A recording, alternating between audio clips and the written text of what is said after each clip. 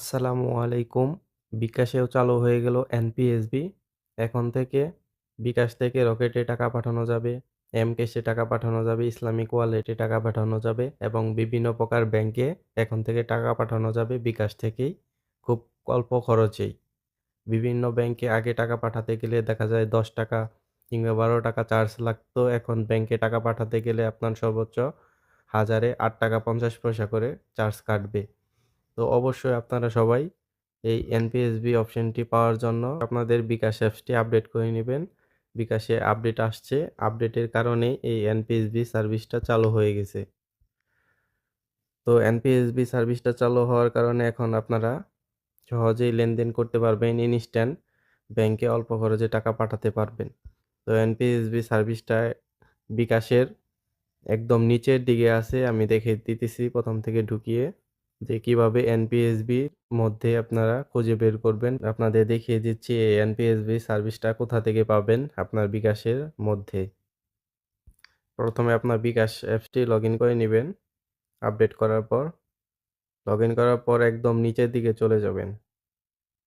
NPSB সার্ভিসটা নিচের দিকে আসার পর এখানে দেখতে পাচ্ছেন অন্যান্য সেবাসমূহ। এটা স্ক্রল ডাউন করবেন। তাহলে এইখানে পেয়ে যাবেন এনপিএসবি সার্ভিসটা। তো দেখি এখন এনপিএসবি সার্ভিসটা চালু হওয়ার পর কি এড হয়েছে। এখানে দেখতে পাচ্ছেন 23টি ব্যাংক অ্যাকাউন্ট এড হয়েছে এবং 3টি এমএফএস সার্ভিস চালু হয়েছে। তো 23টি ব্যাংক অ্যাকাউন্টের মধ্যে কি আছে দেখি। এইখানে দেখতে পাচ্ছেন অনেক ব্যাংকগুলো আছে। Mutual trust bank, Islamic bank, Dhaka bank, city bank, BRAC bank, Pubali bank এবং বিভিন্ন ব্যাংকগুলো আছে। এখানে এড হয়ে গেছে 23টি ব্যাংক এবং এমএফএস সার্ভিস অ্যাকাউন্টে চাপ দিলাম। এখানে 3টি ওয়ালেট এড হয়ে গেছে। আপনার ইসলামিক ওয়ালেট, রকেট, এমক্যাশ। এখন বিকাশ থেকে এই ব্যাংক অ্যাকাউন্টে কিভাবে টাকা পাঠাবেন তা আমি দেখিয়ে দেব। এখন ব্র্যাক ব্যাংকের টাকা পাঠাবো, এর জন্য এটা দেখাবো আপনাদের। তো আমি ব্র্যাক ব্যাংকে চলে আসলাম।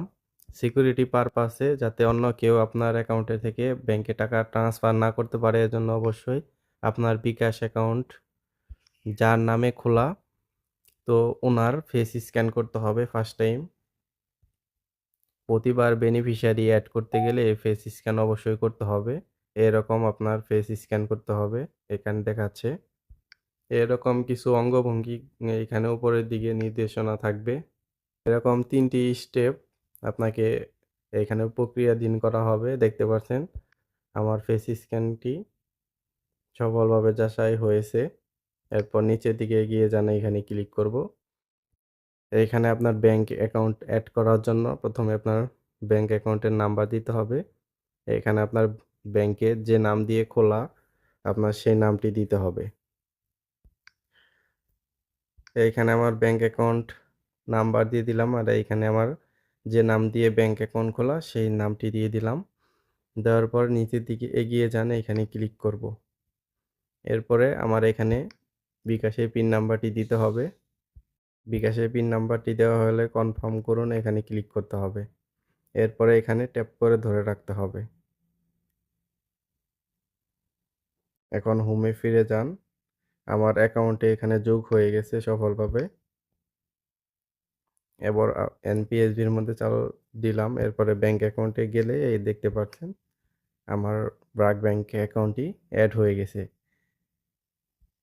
এইভাবেই আবার আপনারা চাইলেই এমএফএস অ্যাকাউন্টটিও এড করে নিতে পারবেন। সেম একইভাবেই এইখানে আপনার মোবাইল ওয়ালেটটি এড করে নিতে পারবেন। তো আমি রকেটটি এড করতেছি। এর জন্য রকেটের উপরে চাপ দেব। সেম একই প্রক্রিয়ায় আপনার ফেস স্ক্যান করতে হবে। বিকাশ অ্যাকাউন্টটি যার নামে খোলা ওনার ফেস স্ক্যান করে নিতে হবে, মানে ভেরিফিকেশন। তো আমি এটা করে এড করতেছি। এইখানেও আমার চেহারাটি যাচাই প্রক্রিয়া আছে। দেখতে পাচ্ছেন আমার চেহারাটি যাচাই সফল হয়েছে।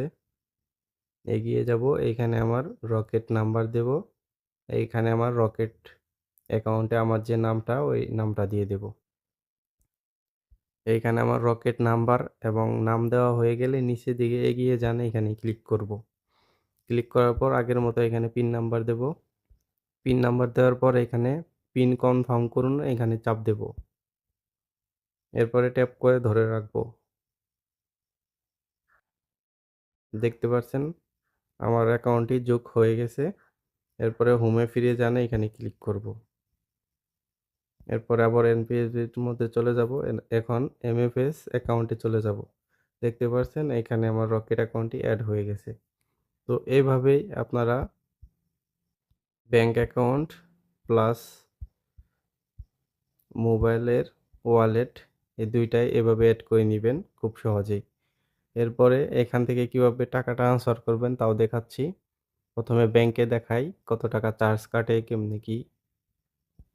এর জন্য প্রথমে ব্যাংকে চলে আসলাম। এখন ব্যাংকের উপরে চাপ দেব। এখন দেখাবো হাজারে কত টাকা আপনার চার্জ কাটে। এর জন্য 1000 লিখবো। এরপরে এগিয়ে যান, এখানে ক্লিক করব। দেখতে পারছেন আপনার প্রতি হাজারে 8 টাকা 50 পয়সা করে চার্জ কাটবে ব্যাংকে পাঠাতে গেলে। আগে কাটতো আপনার ব্যাংকে টাকা পাঠাতে গেলে 12 টাকা, 10 টাকা, 15 টাকা এরকম করে। এখন স্বল্প টাকায় আপনি বিকাশ থেকে ব্যাংকে টাকাগুলা ঢোকাতে পারবেন।